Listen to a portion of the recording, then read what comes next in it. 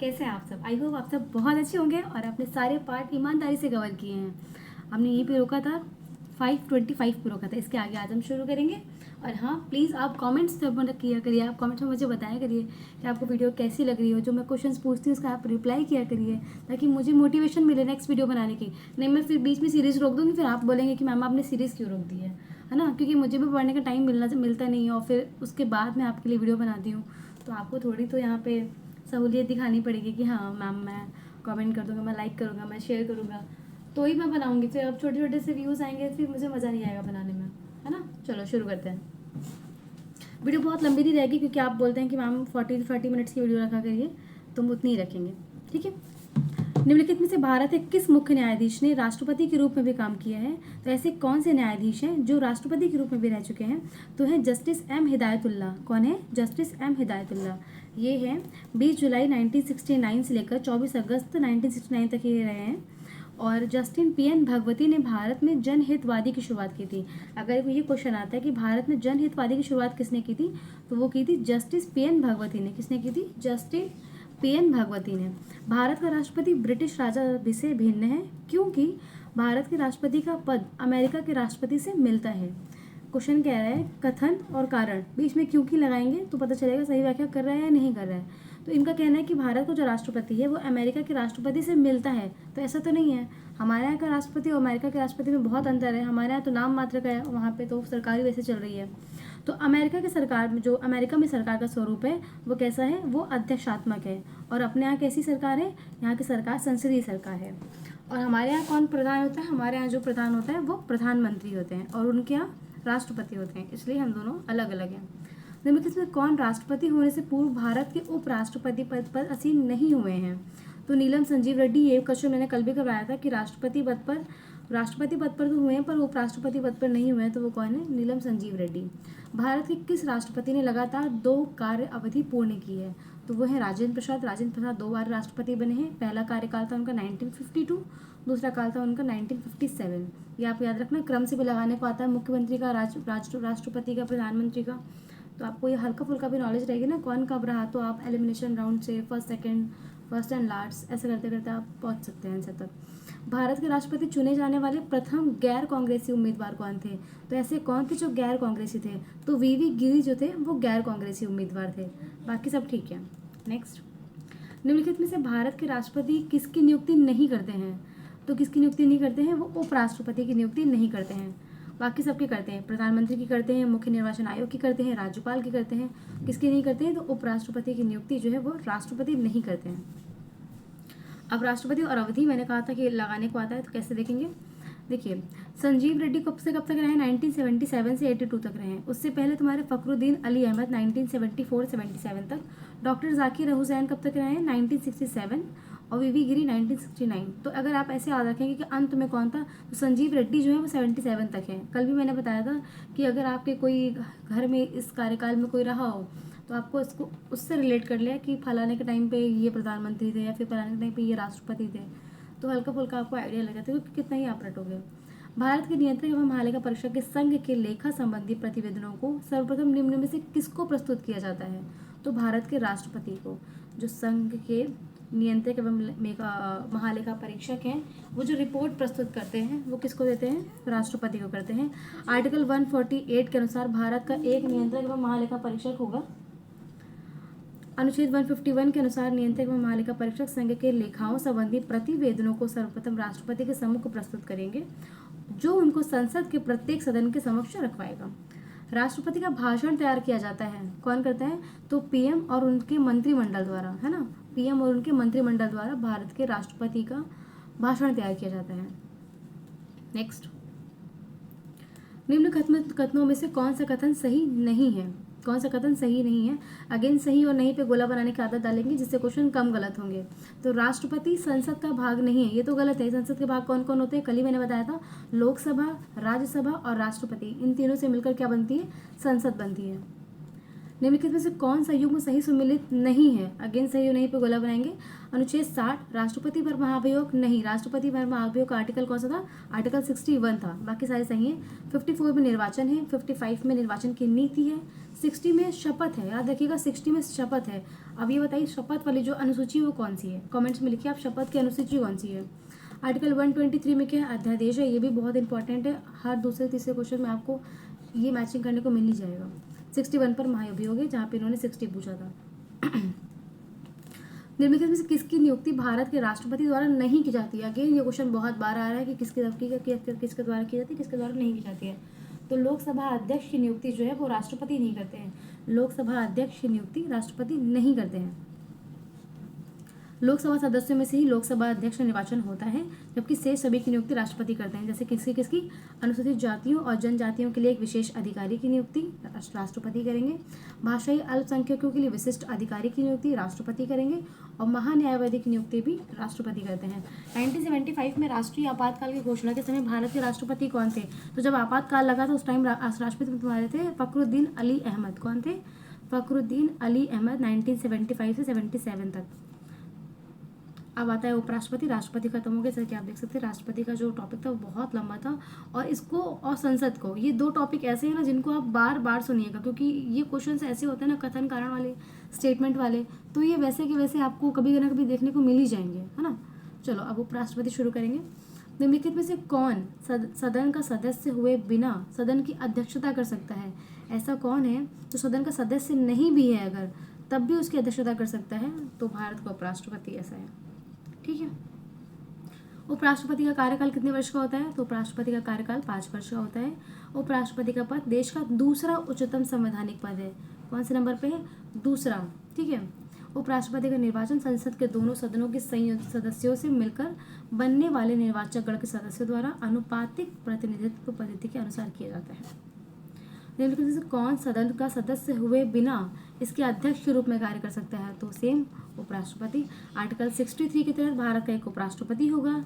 ये किसी भी सदन, लोकसभा या राज्यसभा का सदस्य हुए बिना राज्य के सभापति के रूप में कार्य करता है, परंतु जिस किसी अवधि के दौरान उपराष्ट्रपति 65 आर्टिकल के अधीन राष्ट्रपति के रूप में कार्य करता है या राष्ट्रपति के कार्यों का निर्वहन करता है, उस अवधि के दौरान राज्यसभा के सभापति के पद के कर्तव्यों का पालन नहीं करेगा।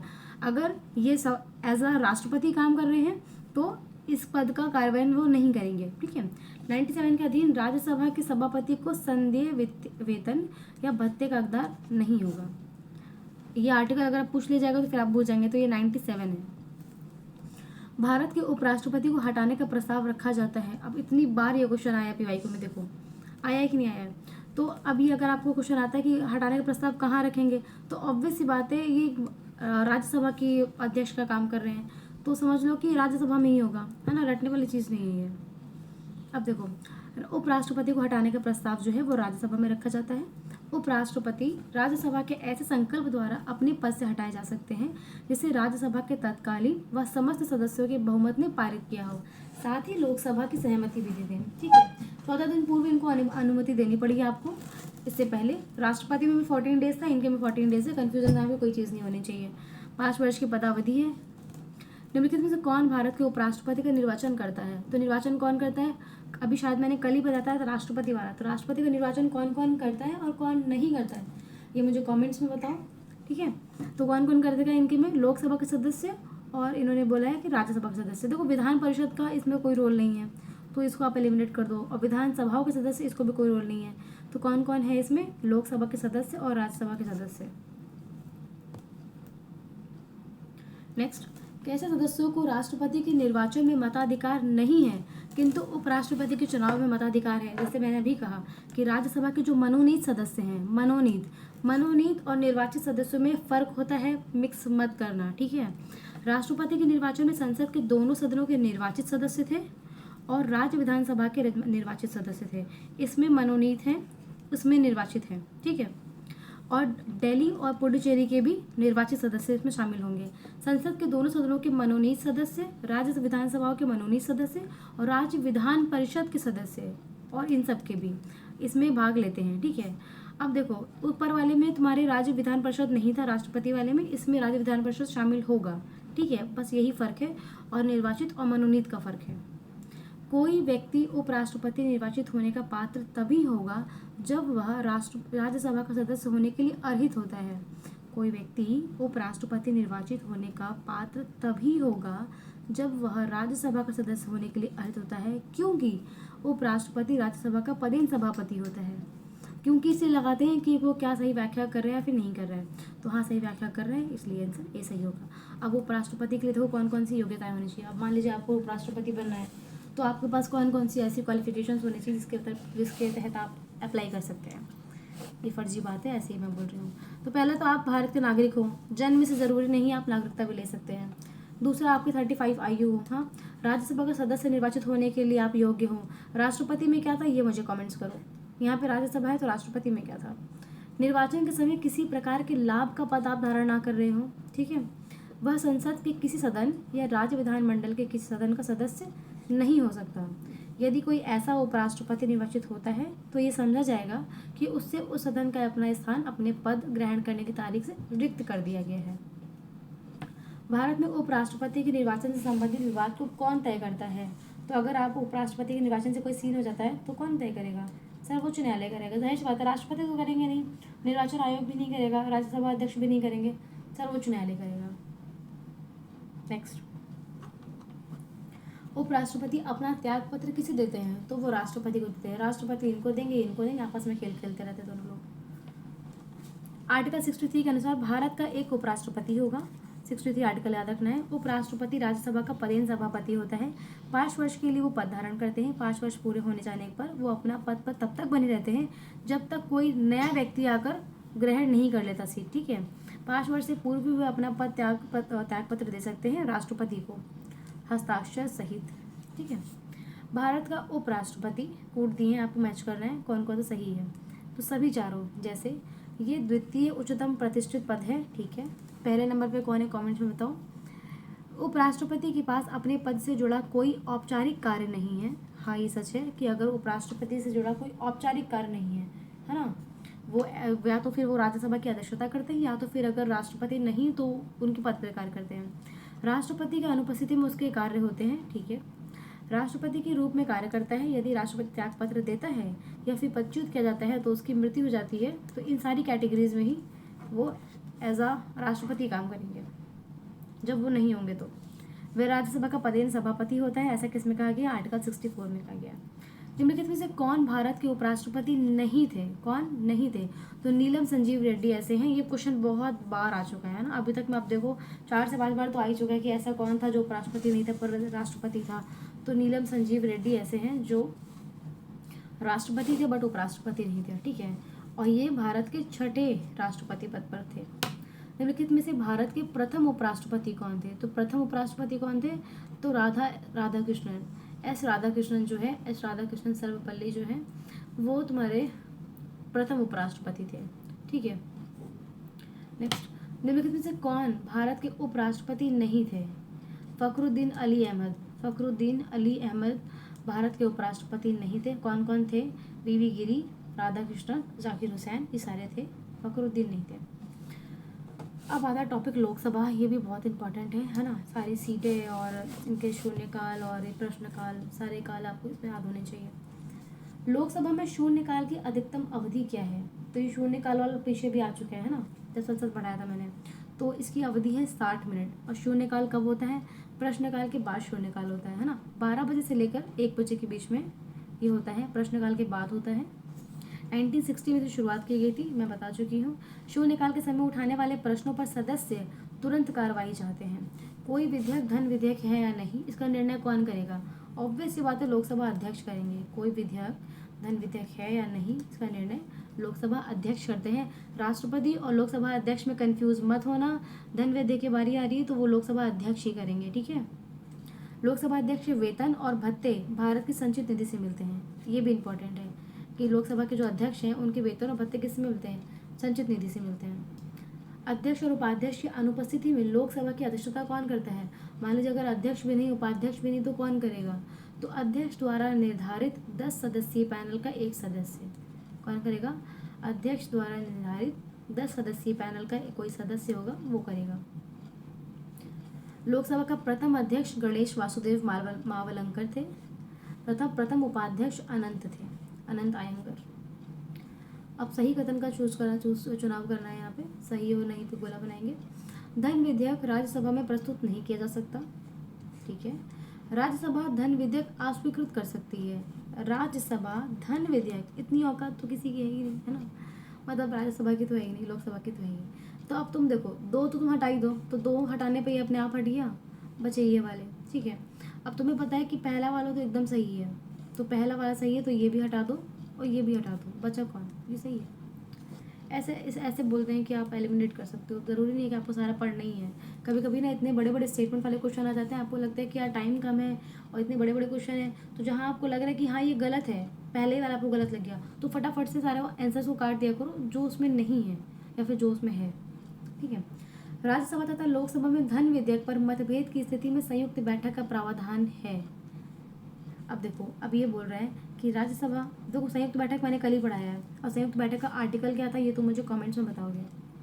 108 था, कौन बुलाता है ये बताओ। तो राज्यसभा तथा लोकसभा में धन विधेयक पर मतभेद, सबसे पहली बात, संयुक्त बैठक का प्रावधान सिर्फ साधारण विधेयक पर होता है, ना कि धन विधेयक पर।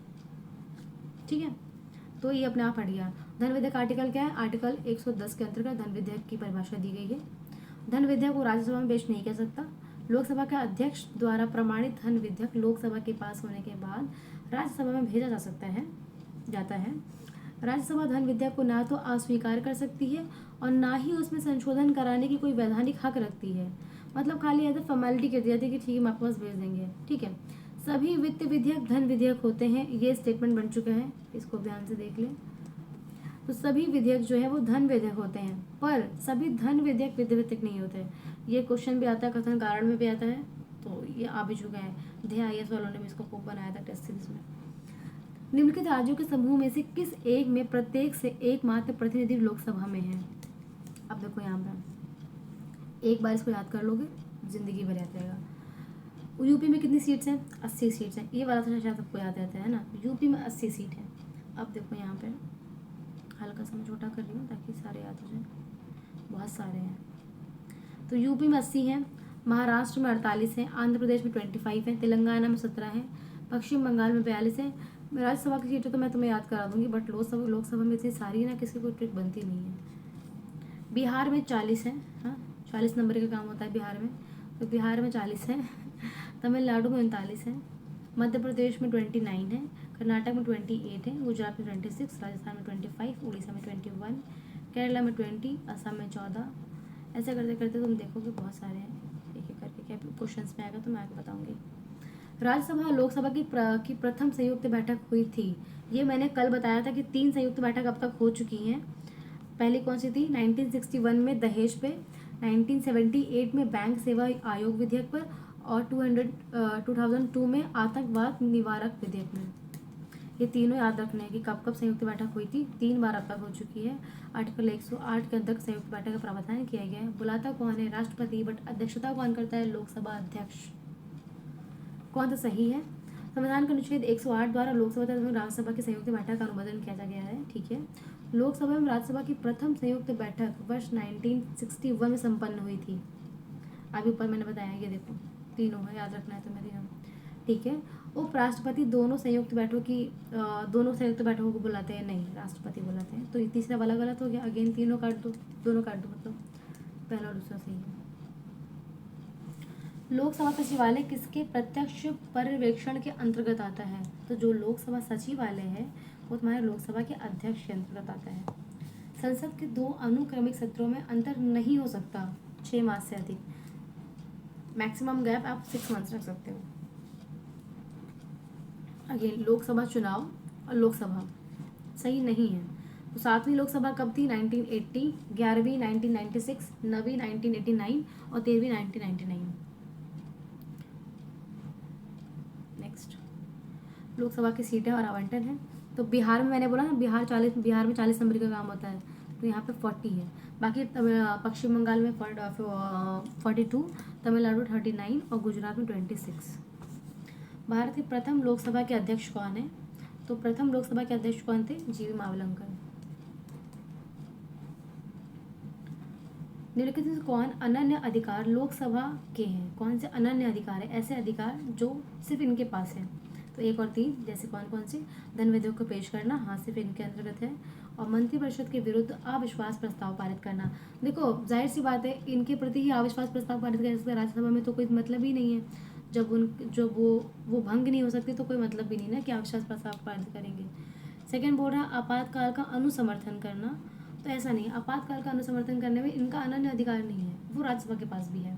और राष्ट्रपति के विरुद्ध महाभियोग लगाना, उसमें भी इनकी अनन्यकारिता नहीं है, वो भी राष्ट्रपति के पास भी है, राज्यसभा के पास भी है। ये देखो महाभियोग लगाना शक्ति लोकसभा और राज्यसभा दोनों के पास है, ठीक है। आर्टिकल 109 के अंतर्गत धन विधेयक लोकसभा में ही प्रस्तावित किए जा सकते हैं। भारतीय संविधान के द्वारा संसदीय व्यवस्था की स्थापना की गई है। संविधान के अनुसार कार्यपालिका अर्थात मंत्रिमंडल लोकसभा के प्रति उत्तरदायी होते हैं, ठीक है। कौन सी शक्तियाँ केवल लोकसभा के पास हैं? तो कौन कौन सी हैं? 1 और 3। देखो मैंने अभी बताया ना, ऊपर वाला सेम क्वेश्चन रिपीट हुआ है कि नहीं हुआ है। मैंने कहा ना, स्टेटमेंट वाले जो क्वेश्चन होते हैं ना, वो आयोग कितनी मेहनत नहीं करनी होती कि वो बैठ के बनाएंगे, वो उठा के भी दे देते हैं कॉपी पेस्ट। फिर लोगों को लगता है कहाँ से आया, और ज्वाइन करो, जाके टेस्ट सीरीज ज्वाइन करो, कोचिंग सीखी। ऐसे ऐसे क्वेश्चन बनाते हैं ना टेस्ट सीरीज में यार ये लोग, कि अपने आप में कॉन्फिडेंस लो हो जाता है कि यार इतने नंबर कम कैसे आ रहे हैं, इतने नंबर क्यों कम आ रहे हैं। इवन मैंने भी ज्वाइन कर रखा, कई जगह मैंने ज्वाइन की थी, तो सेम मेरे साथ भी हो रहा था। पर एंड में तो मुझे लगा कि फिर इस पर स्टक रहना चाहिए। जितने रिलायबल PYQ करना है ना, उतना कहीं कुछ नहीं है। और हम एंड में करते हैं एकदम उसको, जब पेपर शुरू होने वाला है उसके 1 हफ्ते पहले, 15 दिन पहले, तो कोई मतलब नहीं उन चीज़ों का। फिर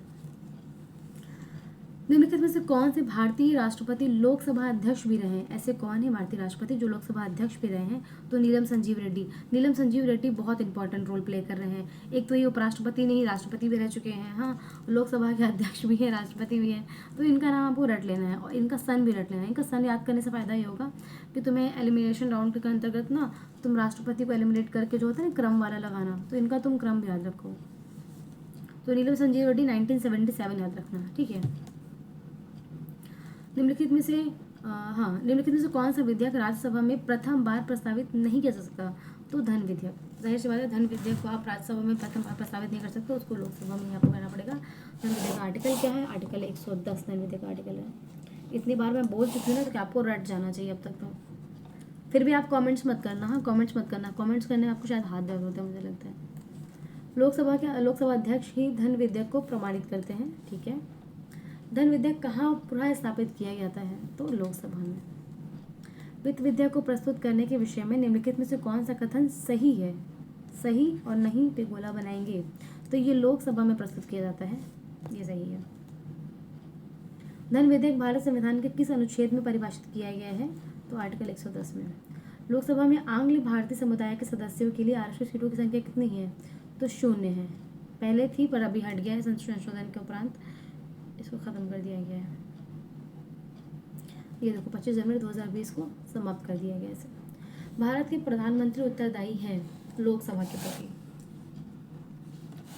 आर्टिकल 75 के अनुसार प्रधानमंत्री की नियुक्ति राष्ट्रपति करेगा, और अन्य मंत्रियों की जो नियुक्ति है वो राष्ट्रपति प्रधानमंत्री की सलाह पर करेंगे।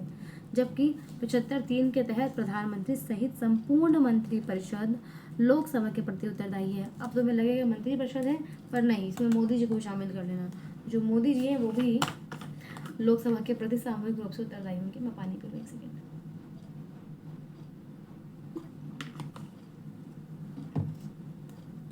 नेक्स्ट,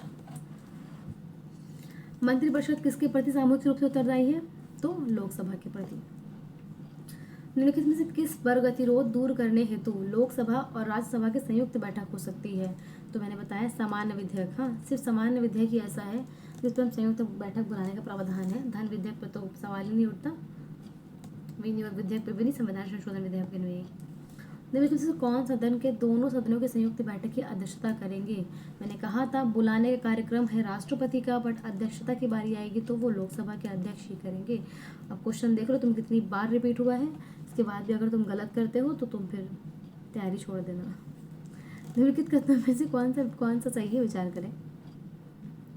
अब देखो, राज्यसभा में लंबित विधेयक जिसे लोकसभा ने पारित नहीं किया हो वो लैप्स हो जाता है। अब सोचो, राज्यसभा में लंबित था, लोकसभा ने इसको पारित नहीं किया है, हाँ, तो वो लैप्स हो जाएगा? नहीं, ऐसा नहीं है। लोकसभा में लंबित विधेयक व्यक्तिगत मतलब ये व्यक्तिगत को लैप्स आ कभी कभी होता है ना, हिंदी ना समझा तो इंग्लिश वाले टर्म्स में देख लिया करो, तो ये ठीक है। दोनों सदनों द्वारा पारित विधेयक जिस पर राष्ट्रपति की मंजूरी लंबित हो लैप्स नहीं होता है। हाँ ये ठीक है। अब देखो यूपीपीसीएस मेंस का क्वेश्चन था 2019 वाला, है ना, और एसीएफ का भी था ये। जब लोकसभा भंग होती है तो लोकसभा में लंबित विधेयक लैप्स हो जाते हैं। अब जब लोकसभा ही नहीं रही तो विधेयक का क्या करना है, तो लैप्स हो जाएंगे। जबकि दोनों सदनों द्वारा पारित विधेयक जो है वो राष्ट्रपति की मंजूरी लंबित हो पर व्यक्तिगत नहीं होता। ठीक है, मतलब दोनों सदनों से पारित हो चुका है, अब खाली इनका ठप्पा लगना है, समझ लो, मान लो कि द्रौपदी मुर्मू का, तो कोई मतलब नहीं है, क्या करेंगे फिर। लैप्स करने का कोई मतलब नहीं, जब इतने मुश्किल से पास हुआ है बिल तो उसको आगे बढ़ाएंगे, लैप्स करने का कोई मतलब नहीं है। मैं आपको बतलाना चाहता हूँ कि शून्यकाल जैसा कुछ भी नहीं होता। निम्नलिखित में किस लोकसभा अध्यक्ष का कथन था ये, तो सुमित्रा महाजन का था। सुमित्रा महाजन का कथन था ये कि लोकसभा शून्यकाल जैसा कुछ नहीं होता। और शून्यकाल का जो समय है वो क्या है, 12 से 1 बजे के बीच में है, प्रश्नकाल के बाद होता है। आई होप आपको रट गया होगा ये भी। लोकसभा में केंद्र शासित क्षेत्रों का सार्वत्रिक प्रतिनिधित्व कितना हो सकता है, तो 20। अब देखो इसमें क्या था, अब ये 530 से अनधिक सदस्य राज्यों से और 20 सदस्य जो है वो यूटी से। वर्तमान में कितने हैं, वर्तमान में 543 हैं। अभी तो बदलने वाला है, तो पुराना हो जाएगा, बट अभी तक तो मेरे पर नहीं है। लोकसभा के निर्वाचन के बारे में निम्नलिखित में से कौन सा कथन सही नहीं है। हाँ सही नहीं है, सही नहीं पे गोला बनाएंगे और क्वेश्चन गलत होने से बचाएंगे, हमारी टैगलाइन है ये। निर्वाचन के लिए मतदाताओं की सूची को राष्ट्रपति के निर्देशन और नियंत्रण में तैयार किया जाता है, तो सी सही नहीं है। कैसे, निर्वाचन के लिए जो मतदाताओं की सूची है इसमें बोल रहा है कि राष्ट्रपति के निर्देशन और नियंत्रण में तैयार किया जाता है, जबकि निर्वाचन के लिए जो मतदाताओं की सूची और निर्वाचन आयोग के निर्देशन, अब देखो जाहिर सी बात है अब ये करवा रहे हैं तो इनके ही निगरानी में काम हो ज़्यादा अच्छा है, राष्ट्रपति का क्या ही रोल है इसमें। तो निर्वाचन आयोग के निर्देशन और नियंत्रण में तैयार किया जाता है। ठीक है, लोकसभा तथा राज्य विधानसभाओं के लिए निर्वाचन वयस्क मताधिकार पर होते हैं, जिनका संचालन निर्वाचन आयोग करता है।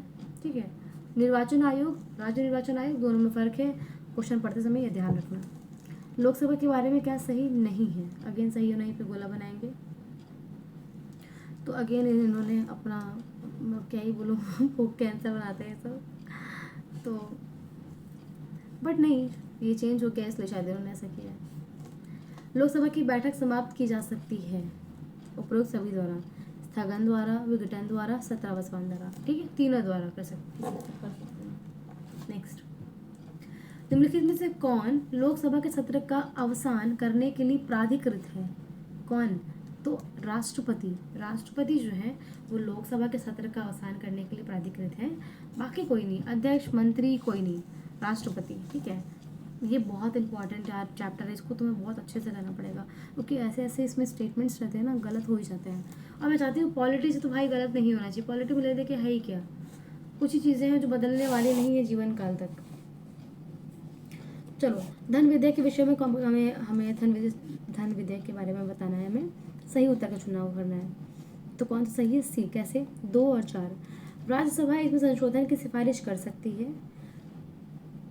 ठीक है, राज्यसभा इसमें संशोधन की सिफारिश कर सकती है धन विधेयक के बारे में। ओके, नेक्स्ट, इसका आरंभ लोकसभा से होता है। हाँ ठीक है, आरंभ तो भैया लोकसभा से होता ही है।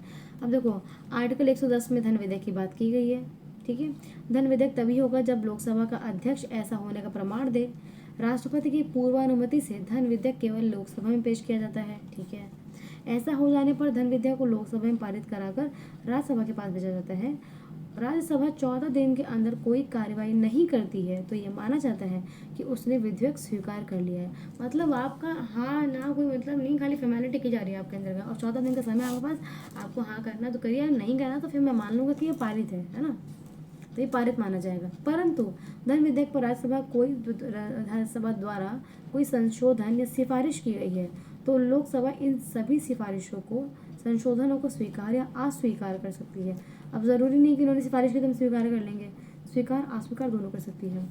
ठीक है, आर्टिकल 109(3) के अनुसार यदि लोकसभा राज्यसभा की सिफारिशें या संशोधन को स्वीकार कर लेती है तो धन विधेयक राज्यसभा द्वारा सिफारिश या संशोधन किए गए लोकसभा द्वारा स्वीकार किए गए संशोधन सहित पारित समझा जाएगा। ठीक है, साथ ही धन विधेयक केवल लोकसभा में ही प्रस्तुत कर सकते हैं, राज्यसभा में नहीं। आ जाओ नेक्स्ट क्वेश्चन। किसी विधेयक को लोकसभा द्वारा पारित किए जाने और राज्यसभा को प्रेषित किए जाने के बाद राज्यसभा की सिफारिशें लोकसभा द्वारा सिफारिशें प्राप्त के बाद 14 दिन के अंदर अनिवार्यतः स्वीकृत की जानी होती हैं और तत्पश्चात उन्हें विधेयक में अंगीकृत किया जाता है। अब देखो, इतना बड़ा स्टेटमेंट था, लोगों को लगे यार इतना बड़ा लिखा है, कुछ सही ही लिखा होगा है ना। तो ऐसा नहीं है, ये गलत है। आप अभी मैं ऊपर इतना बढ़िया एक्सप्लेन करके आई हूँ उसको। धन विधेयक राज्यसभा में पेश नहीं किया जा सकता, तो ये ठीक है। लोकसभा में किसी विधेयक पर आम बहस निम्नलिखित में से किस स्तर पर होती है? तो लोकसभा में जो किसी विधेयक पर बहस होती है, बहस का जो कार्य चलता है वो द्वितीय वाचन में चलता है। मैंने कल परसों क्लास में बताया था, प्रथम द्वितीय तृतीय वाचन होता है और कैसे क्रोनोलॉजी बताई थी कि कैसे क्या होगा। तो प्रथम वाचन में क्या करते हैं, वो विधेयक पेश करते हैं, ठीक है। दूसरे वाले में क्या करते हैं, वो बहस करते हैं, और तीसरे वाले में जो पक्ष और विपक्ष का मतदान होता है। अगर ये क्वेश्चन आता है कि मतदान किस में होता है, तो मतदान किस में होगा, पक्ष और विपक्ष वाले में मतदान होगा। नेक्स्ट, लोकसभा में अनुसूचित जनजातियों के लिए निम्नलिखित में से किस राज्य में सर्वाधिक आरक्षित सीटें हैं? सबसे ज़्यादा सीटें कहाँ पे हैं? तो मध्य प्रदेश में है। सबसे ज़्यादा सर्वाधिक आरक्षित सीटें कहाँ पे हैं? मध्य प्रदेश में है।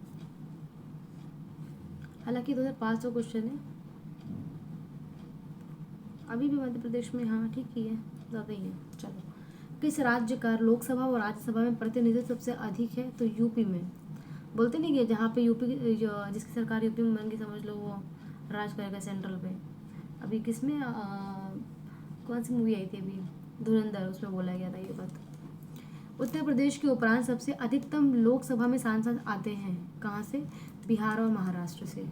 देखो, ये पॉलिटिकल साइंस का क्वेश्चन, ऑप्शनल क्वेश्चन था, बट हाँ इसको अभी भी दे सकते हैं, कोई बड़ी बात नहीं है।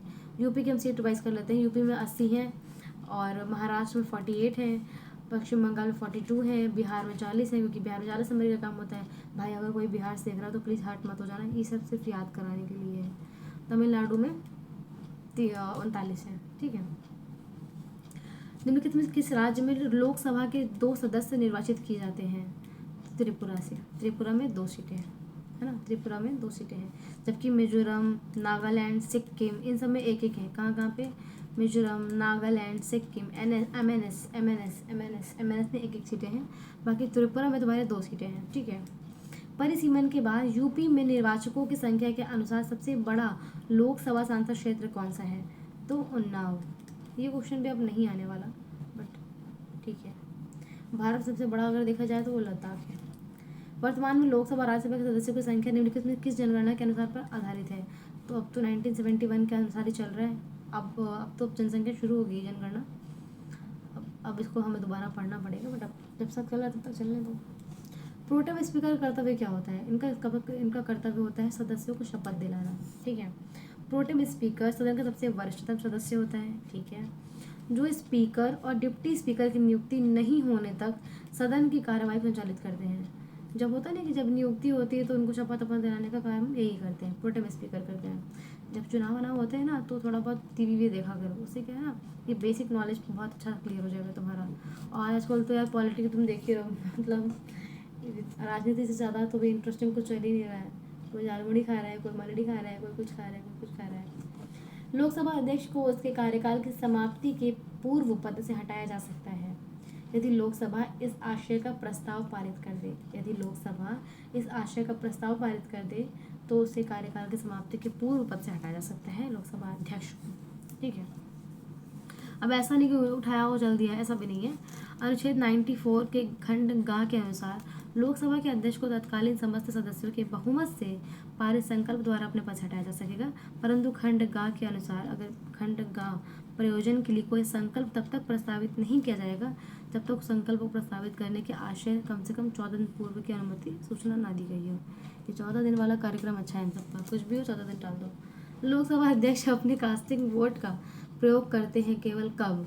जब तक वोट बराबर ना हो, मतलब टाई ना हो जाए। अगर टाई होता है तभी अपने कास्टिंग वोट का यूज़ करते हैं। लोकसभा का स्पीकर किसे संबोधित कर अपना त्यागपत्र देता है? तो जो लोकसभा के स्पीकर हैं वो लोकसभा के डिप्टी स्पीकर को अपना त्यागपत्र दे के खिसक लेते हैं कि भैया मैं जा रहा हूँ। आर्टिकल 93 के अनुसार लोकसभा स्वयं ही अपने सदस्यों में से एक अध्यक्ष और एक उपाध्यक्ष निर्वाचित करती है। ठीक है, अध्यक्ष उपाध्यक्ष को और उपाध्यक्ष अध्यक्ष को आपस में खेल खेल के लोग त्याग पत्र देके कट लेते हैं। लोकसभा के अध्यक्ष के कर्तव्यों के संबंध में निम्नलिखित में से कौन सा कथन गलत है? अगेन, सही, गलत, नहीं, समथिंग समथिंग, जो भी है सर्कल बनाएंगे तभी आगे बढ़ेंगे। ठीक है, अध्यक्ष संसदीय दलों की मान्यता संबंधी दिशा निर्देश तय करते हैं। तो अध्यक्ष जो है वो करेंगे संसदीय दल की मान्यता संबंधित? नहीं, ये तो सिंपल सा क्वेश्चन है, ये एक पैरा गलत है। अध्यक्ष करेगा तो निर्वाचन आयोग क्या काम करेगा? सॉरी, तो निर्वाचन आयोग क्या काम करेगा, इसलिए अध्यक्ष कोई मतलब नहीं है, निर्वाचन आयोग करता है ये काम। ठीक है, लोकसभा के महासचिव की नियुक्ति की जाती है स्पीकर द्वारा। लोकसभा के महासचिव की नियुक्ति कौन करेगा? स्पीकर करेगा। निम्नलिखित में से कौन प्रथम जनजातीय लोकसभा अध्यक्ष थे? तो कौन थे? पीए संगमा। पीए संगमा जो है, ये क्वेश्चन इंपॉर्टेंट है भाई, अभी फिर से आ सकता है ये। तो प्रथम जनजातीय लोकसभा अध्यक्ष कौन थे? पीए संगमा। पीए संगमा, पीए संगमा। प्रथम स्पीकर जिसके खिलाफ लोकसभा में अविश्वास प्रस्ताव लाया गया था, तो जीवी मावलंकर के खिलाफ ही अविश्वास प्रस्ताव लाया गया था। ऐसे स्पीकर थे जिनके खिलाफ अविश्वास प्रस्ताव लाया गया था। अब देखो, लोकसभा अध्यक्ष जिनके खिलाफ अविश्वास प्रस्ताव लाया गया है, कौन कौन है उसमें? गणेश है, हुकुम है, बलराम है। कौन कौन है?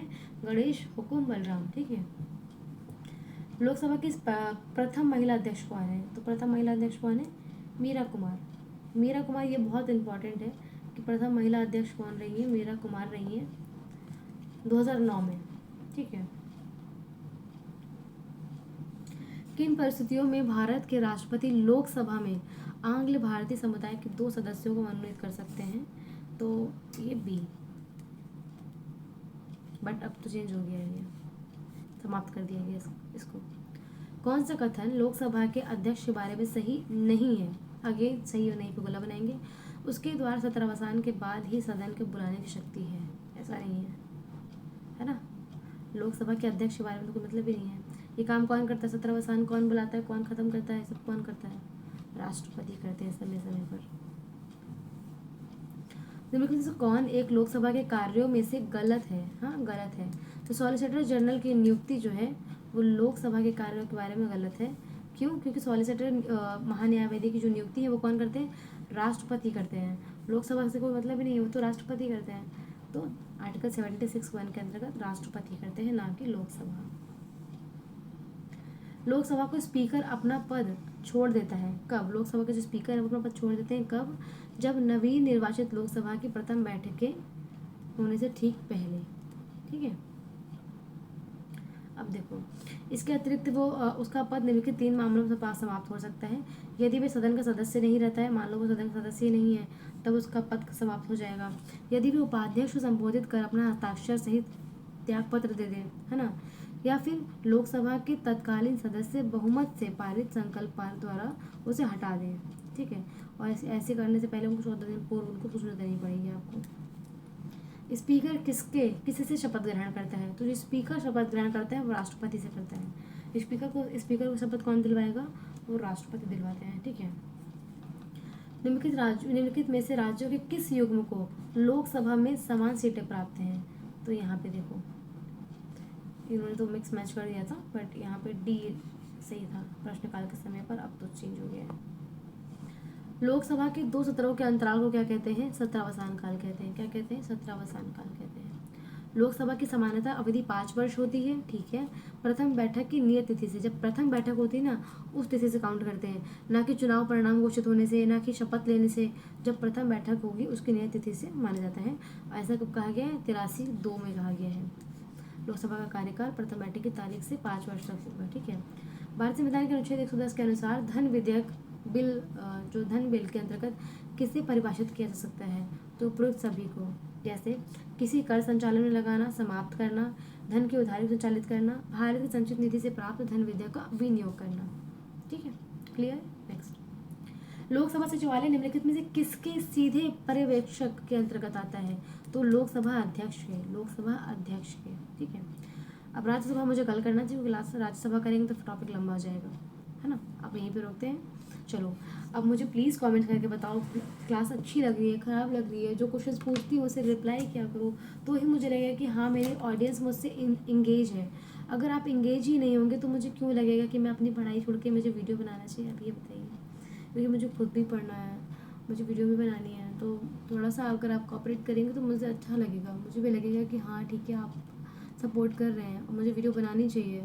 नहीं तो फिर मैं छोड़ दूँगी तो फिर आप बोलेंगे मैम आपने छोड़ दिया, आपने पीछे रास्ते में छोड़ दिया, ये वो, है ना। तो आप मुझे कमेंट्स में बताइए कि कैसा लग रहा है। कुछ कमी हो तो भी बताइए कि मैम कुछ कमी है या फिर नहीं है।